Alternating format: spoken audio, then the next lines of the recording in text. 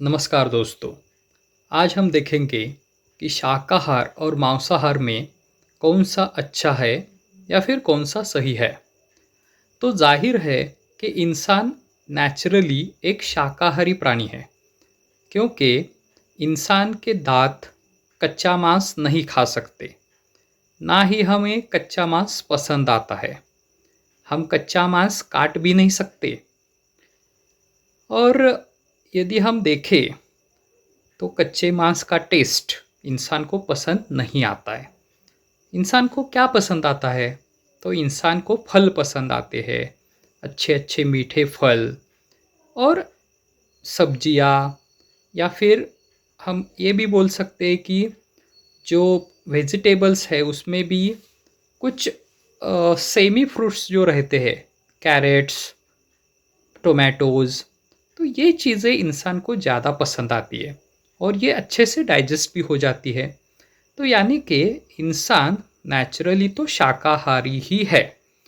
लेकिन हम देखते हैं कि मांस खाना भी इंसान के लिए ज़रूरी हो गया। कब हो गया? तो जब इंसान पेड़ों से नीचे आया ज़मीन पर, तो ज़मीन पर आते ही उसने देखा कि यहाँ पे तो बहुत सारा जीवन संघर्ष है। बहुत से प्राणी यानी मांसाहारी प्राणी शाकाहारी प्राणियों को खाते हैं। और ये देख के इंसान में भी कुछ प्रयास किए। लेकिन आगे चल के जब जंगल में आग लगने लगी और आग में जो जले हुए जानवरों का मांस इंसान ने खाया, उसके बाद वो मांस इंसान को इंसान आसानी से खा भी सका और वो पच भी गया। तो यहीं से शुरू हुई मांसाहार को पसंद करने की टेंडेंसी। तो और मांसाहार को पचाने के लिए जो आवश्यक एंजाइम्स है वो तो इंसान के शरीर में है, यानी पका हुआ मांस तो हम खा सकते हैं। तो ये बात है। यानी अब मांस खाना टोटली सही या गलत, तो हम यदि मांस एक लिमिट में खा रहे हैं, वो ठीक से पच भी रहा है, तो फिर तो ठीक है, तो कोई ज़्यादा प्रॉब्लम नहीं है।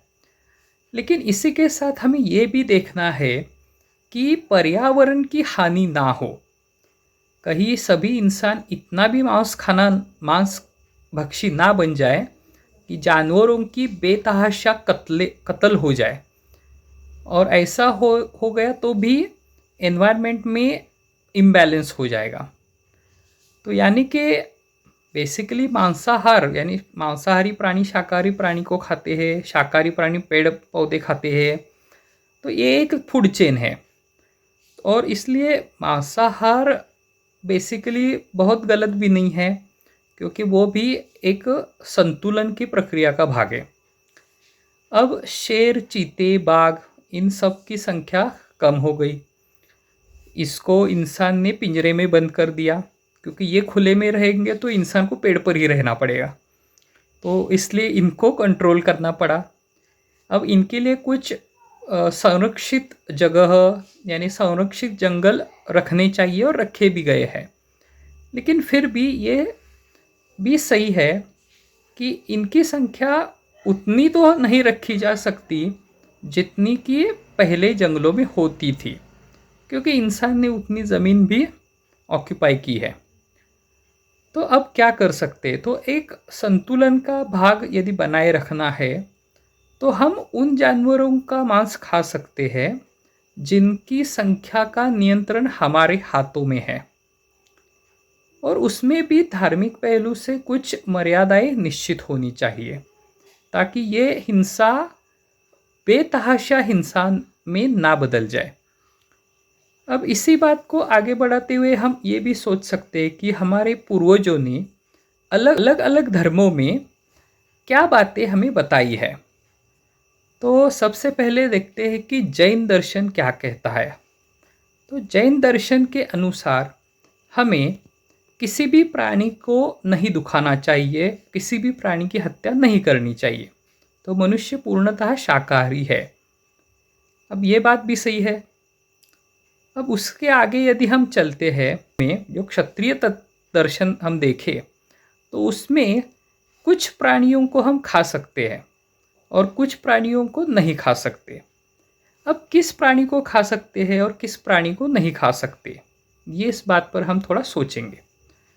अब जो प्राणी हमारे अब कुछ प्राणी जो होते हैं जिनका जो इमोशनली इंसानों से कनेक्ट हो जाते हैं, जैसे कि कुत्ता है, गाय है, बिल्ली है, घोड़ा है। तो ऐसे जो प्राणी है जो इमोशनली इंसान से अटैच होते हैं, यानी उनके इमोशंस और हमारे इमोशंस मैच होते हैं, तो ऐसे प्राणियों को हमें नहीं खाना चाहिए, अन्यथा ये एक विश्वासघात कहलाया जाएगा। लेकिन जो प्राणी सिर्फ खाने के लिए यानी कुछ पाने के लिए हमारे पास आते हैं और वो इमोशनली अटैच नहीं रहते, ऐसे प्राणियों को हम खा सकते हैं। हाँ, उसमें भी कुछ नियम है, यानी प्राणियों में 4 वासनाएं रखी है, यानी आहार की वासना है, सेक्स की वासना है, आहार, निद्रा, भय और मैथुन, ये 4 चीज़ें उनमें होती है। यानी आहार उनका प्रॉपर होना चाहिए, निद्रा कोई सोया हुआ प्राणी आप घात करके नहीं खाएंगे। उसके बाद किसी को भयभीत करके उसको नहीं काटना है, भयभीत करके उसको नहीं मारना है। यानी कि जिस प्राणी को आप खाने के लिए तो इसकी भी आपको चिंता करनी है। यानी कि क्षत्रिय प्रोसेस में जो झटका मेथड है, जिसमें एक झटके में वो प्राणी का काम तमाम हो जाता है, यानी कि उसको ज़्यादा तकलीफ ना हो और वो जल्दी से यानी वो जल्दी से उसका यानी कि बहुत उसको दर्द भी ना हो, इसकी भी हमें केयर करते हैं। तो ये एक प्रोसेस है। और मैथुन की प्रोसेस, यानी वो उम्र में छोटा नहीं होना चाहिए, उसका बचपन निकल गया होना चाहिए, उसकी आगे संतानें भी होनी चाहिए, यानी उसकी वासनाएं, उसकी कामनाएं अपूर्ण नहीं रहनी होनी चाहिए, अन्यथा फिर वो अलग बात आ जाती है। तो ये भी कुछ धर्म के नियम है। यानी कि क्षत्रिय धर्म के अनुसार भी बहुत प्राणियों का ख्याल रखा गया है, यानी जो इमोशनली अटैच है, भावनात्मक रूप से इंसानों से अटैच हो जाते हैं, उन जानवरों को तो खा ही नहीं सकते, क्योंकि वो उनसे हमारा कुछ रिश्ता है अलग।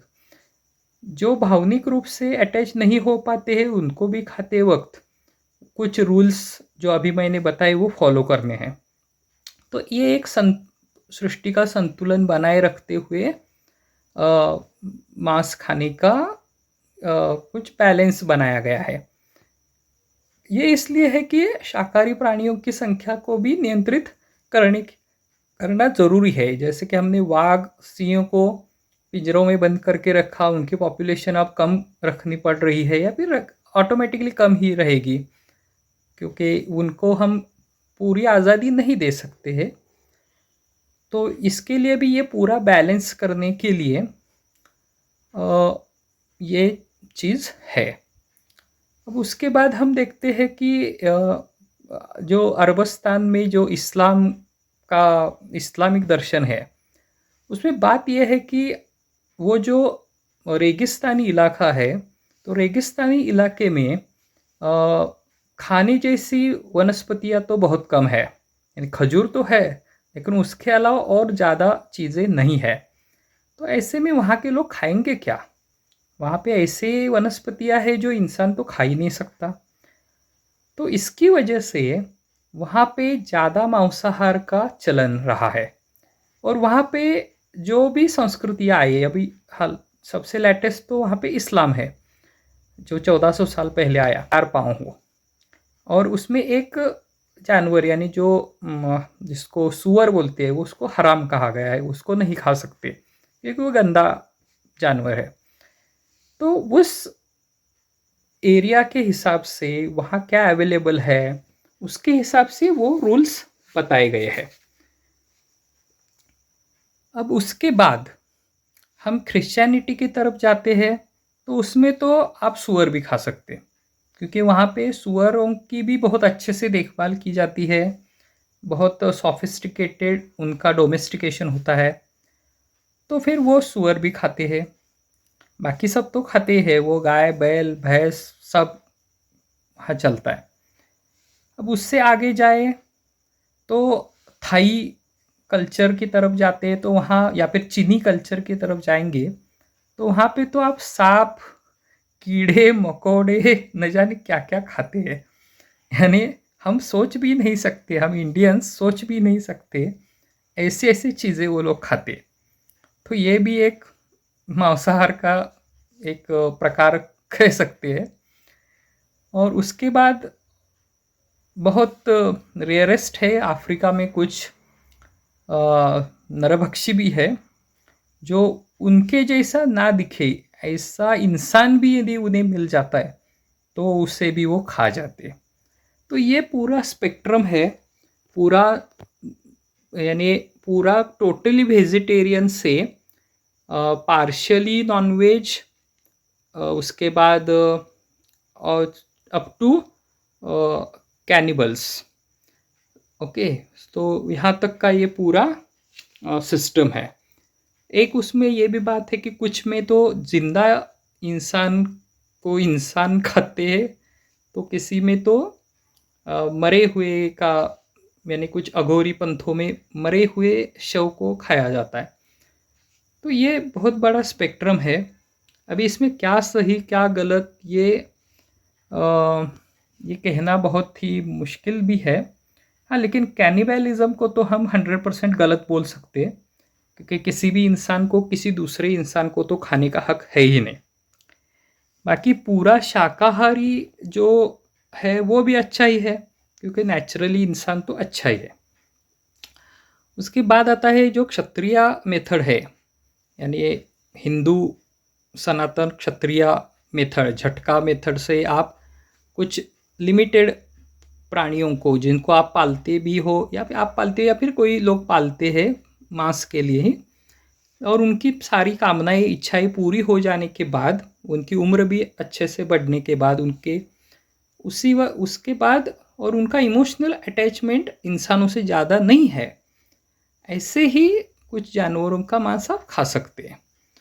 वो भी एक हद तक हम ठीक बोल सकते हैं। उसके बाद अब रेगिस्तान में तो कोई चारा ही नहीं है, तो वहाँ पे भी उस रेगिस्तान के हिसाब से वो ठीक है। अब यानी कि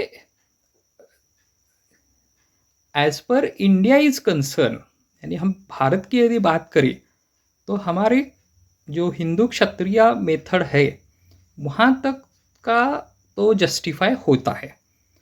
ओके, अब इसके बाद हम बात करेंगे कि नॉनवेज खाना क्या फ़ायदे हैं।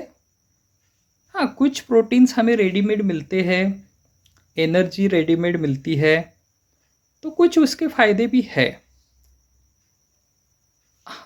लेकिन साथ साथ उसमें ज़िम्मेदारी भी है कि आप नॉनवेज खाने के बाद ऐसे ही नहीं बैठ सकते, आपको उसे पचाना है।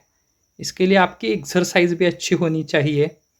एक्सरसाइज जिनकी अच्छी है, शरीर मेहनत कर रहा है, मेहनत का काम करता है, तभी वो ठीक है। अन्यथा वो बातें आप में डिसीजेस भी पैदा कर सकती है, यानी रोग पैदा कर सकती है। तो ये थी कुछ बातें शाकाहार के अनुसार, मांसाहार के रिलेटेड। तो शाकाहारी इंसान को भी कार्बोहाइड्रेट्स, प्रोटीन्स, फैट्स, विटामिन्स और प्योर वाटर, ये चीज़ें अपने डाइट में लेनी चाहिए। प्रोटीन्स के लिए अच्छी दालें, कॉम्बिनेशन ऑफ पल्सेस लेना चाहिए। जो कुछ लिमिट तक नॉनवेज फूड की तरफ जाना चाहते हैं लेकिन हिंसा नहीं चाहते, वो एनिमल प्रोडक्ट्स यूज़ कर सकते हैं, जैसे कि दूध हम यूज़ करते हैं, उसको तो वेजिटेरियन लोग भी मोस्टली लेते हैं। उसके बाद एग्स एग्स यूज़ कर सकते हैं। एग्स में तो डायरेक्ट हिंसा नहीं होती है, उसमें बच्चा तो तैयार भी नहीं हुआ होता है। तो वहाँ तक वो बात है। जो जो प्राणियों को ज़्यादा दर्द नहीं देना चाहते, जो ये सोचते हैं कि हमें ज़्यादा दर्द नहीं देना है, उसी तरह जिनसे हमारा इमोशनल अटैचमेंट है, ऐसे प्राणियों को हमें नहीं मारना है। और एक प्रेम का भाव भी है, लेकिन हमें एक संतुलन भी बनाए रखना है। इसलिए हमें एक वेज नॉन वेज भी खाना, कुछ हद तक खाना है। तो उनके लिए झटका मेथड है, क्षत्रिय दर्शन जो है उसमें उसकी इजाज़त है। तो यदि भारतीय कॉन्टेक्स्ट में देखा जाए तो यहाँ तक तो हम ठीक कह सकते हैं। रेगिस्तान के लिए वो उधर का रूल उधर ठीक है। बाकी यूरोप कंट्री जो ठंडे देश है, इतनी ठंडी में उनको टिकना है, तो उसके लिए वो भी, उसको भी हम कुछ नहीं बोल सकते। हाँ, इन कैनिबलिज्म टोटली गलत हम बोलेंगे, क्योंकि वो दैट इज़ टोट ऐसा तो कोई जानवर भी नहीं करता। तो ये कुछ बातें हैं। तो ये सारी बातों को कंसिडर करते हुए हमें हमारे शरीर के बारे में भी सोचना है कि हमें क्या, हमारा शरीर क्या एक्सेप्ट कर सकता है, क्या एक्सेप्ट नहीं कर सकता है। जिनका शरीर नॉनवेज नहीं पचा सकता या उनको अच्छा नहीं लगता, वो ना खाए। जिनको अच्छा लगता है और एक लिमिट तक वो मर्यादाओं में खाना चाहते हैं, तो क्षत्रिय मेथड के अनुसार आप जा सकते हैं। उसके बाद ये भी बात है कि ये कम ही होना चाहिए, हफ्ते में एक बार ही ठीक है, ज़्यादा भी नहीं होना चाहिए। क्योंकि ज़्यादा नॉन वेजिटेरियन होंगे तो बहुत ज़्यादा जानवरों की हत्याएं भी हो सकती है, तो वो भी गलत बात है। तो ये कुछ हमने चर्चा की शाकाहार के अनुसार, मांसाहार के अनुसार। अब टोटल शाकाहार यदि सब करने लगे तो पेड़ पौधों का भी नुकसान हो सकता है। शायद इतने शाकाहारी हो जाए कि पेड़ पौधे भी ना बचे, ये भी एक पॉसिबिलिटी है। नहीं, कुछ लिमिट तक मांसाहार भी होना ज़रूरी है। तो यहाँ पे मैंने सारी बातें क्लियर कर दी। अब ये फैसला हर किसी को खुद लेना है कि वो कितना शाकाहारी रहना चाहता है, कितना मांसाहारी रहना चाहता है, और किस हद तक मांसाहार को वो जस्टिफाई करता है। तो